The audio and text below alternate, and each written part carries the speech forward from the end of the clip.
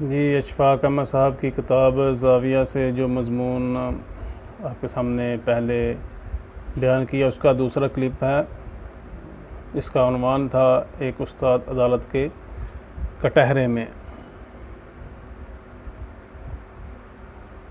मैंने कहा मैं यहाँ एक फॉरनर हूँ, यानी परदेसी हूँ, जैसा हमारा बहाना होता है। मैं कुछ ज़्यादा आदाब नहीं समझता, कानून से भी वाकिफ़ नहीं हूँ, तो मेरे पर मेहरबानी फरमाएं। उन्होंने कहा, आप ज़बान तो ठीक ठाक बोलते हैं, वजाहत कर रहे हैं, आप क्या करते हैं? तो मैं चुप करके खड़ा रहा। फिर उन्होंने पूछा कि अदालत आपसे पूछती है आप कौन हैं और आपका पेशा क्या है?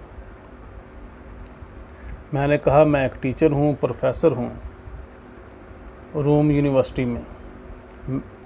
तो वो जज साहब कुर्सी को साइड पर करके खड़ा हो गया और उसने ऐलान किया, टीचर इन दी कोर्ट, टीचर इन दी कोर्ट, जैसे ऐलान किया जाता है। और वो सारे उठ खड़े हो गए, मुंशी, थानेदार, अमलदार जितने भी थे। और उसने हुक्म दिया कि chair should be broad for the teacher, a teacher has come to the court. अब वो कटहरा छोटा सा, मैं उसको पकड़कर खड़ा हूँ। वो कुर्सी ले आए। हुक्म हुआ कि तू टीचर है, खड़ा नहीं रह सकता। तो फिर उसने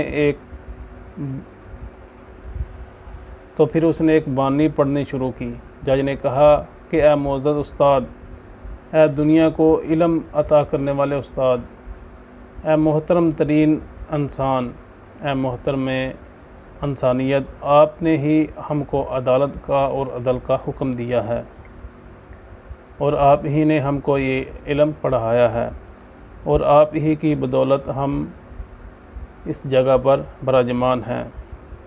इसलिए हम आपके फरमान के मुताबिक मजबूर हैं। अदालत ने जो ज़ाब्ता कायम किया है उसके तहत आपको चेक करें।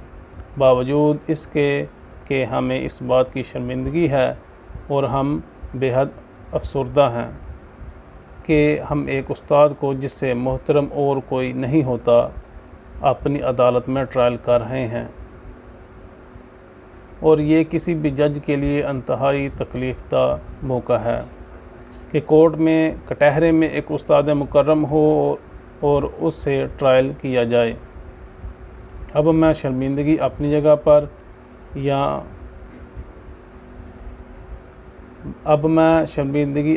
पर या अल्लाह, ये क्या शुरू हो रहा है? अशफाक अहमद साहब कहते हैं, मैंने कहा हुजूर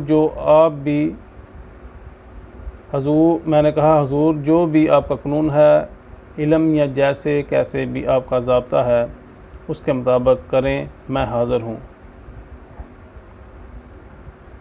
तो उन्होंने कहा, हम नहायत शर्मिंदगी के साथ और नहायत दुख के साथ और गहरे अलम के साथ आपको डबल जुर्माना करते हैं।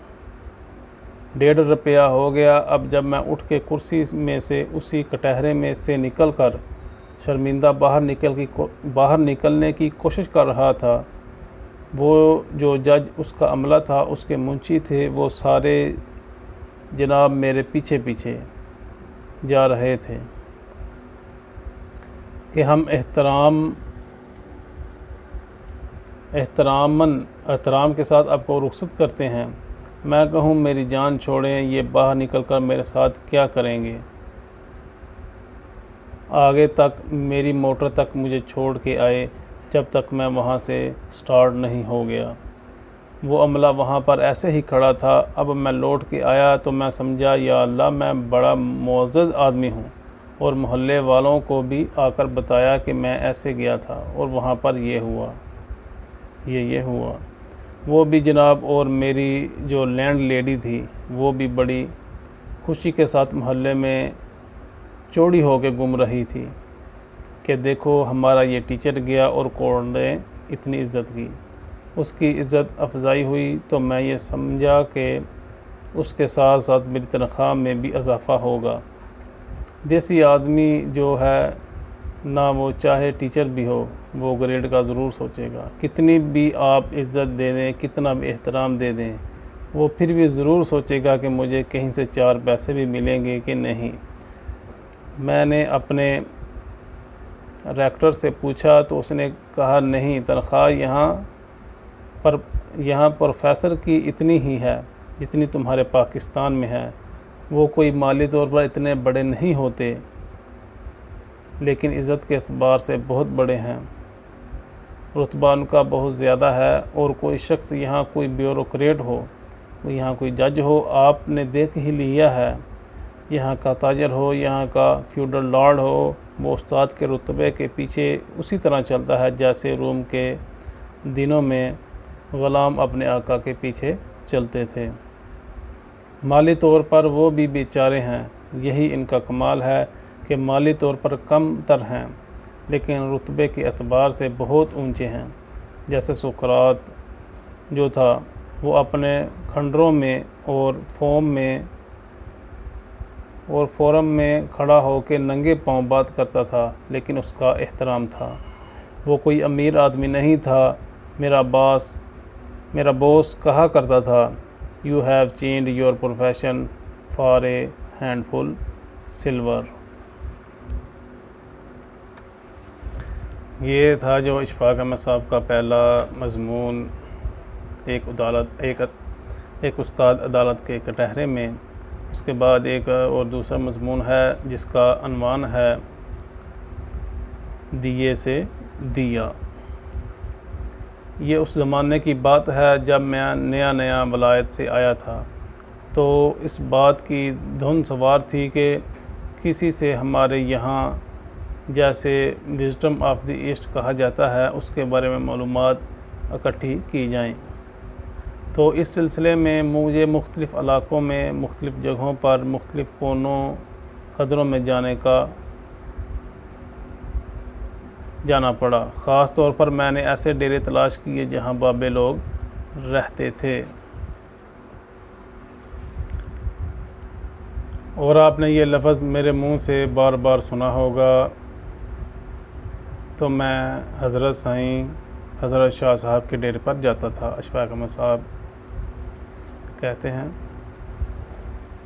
और इनसे इस इल्म के बारे में जानकारी हासिल करने की कोशिश करता था जो इल्म किताबों में मौजूद नहीं है, और वो मेरे इल्म के साथ बड़ी बुरी तरह टकराता था, क्योंकि मैं एक और तरह से तैयार किया गया था इल्म के मामले में।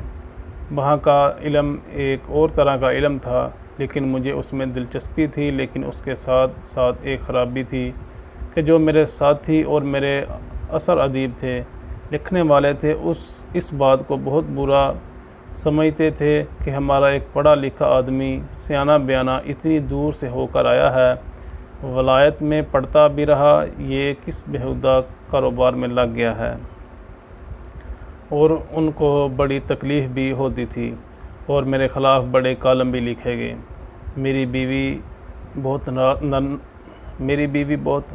बहुत नाराज़ हुई कि आप ये क्या काम करते हैं। तो मैं छुप छुपा के डरा के जाता था। एक दिन मैं शाम के वक्त गया और हम वहाँ मगरिब की नमाज़ पढ़ रहे थे, तो बाबा जी मेरे साथ खड़े थे। मौलवी साहब नमाज़ पढ़ा रहे थे तो एक आदमी रोता चीखता चलाता हुआ आया। कहने लगा, जल्दी चलो, यूनुस को तो मर्जुल मौत हो गया है और उसका घुंघरू बज रहा है और वो मरने के करीब है।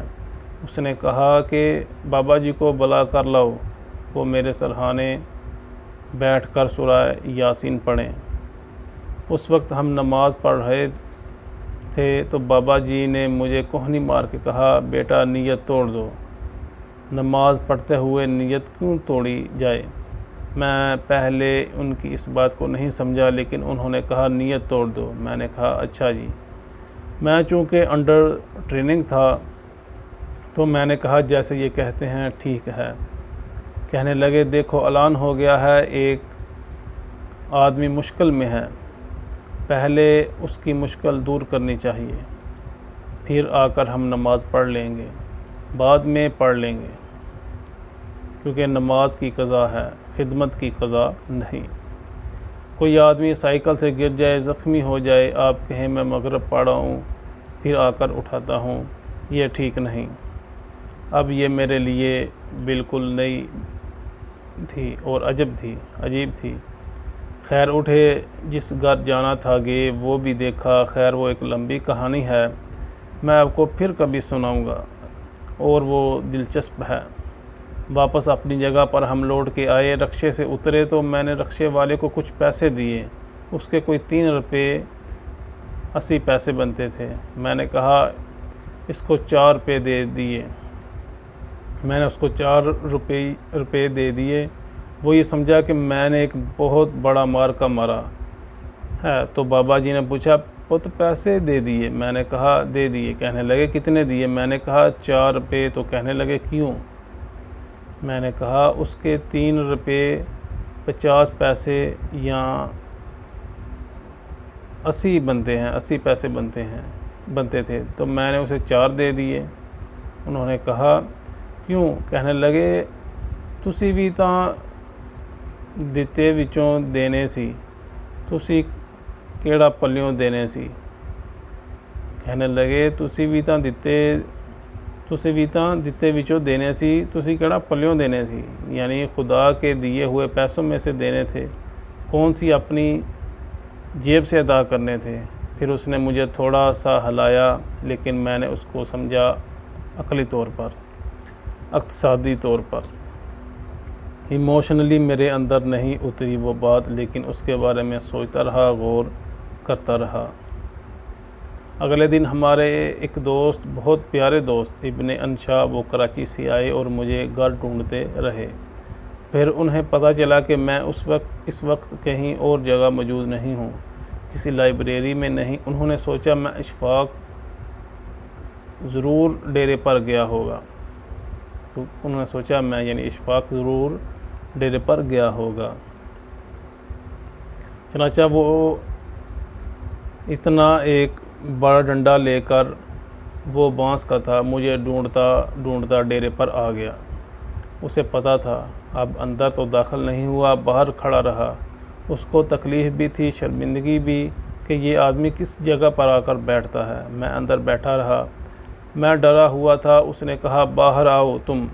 खैर डरता हुआ साहब उसके करीब पहुंचा।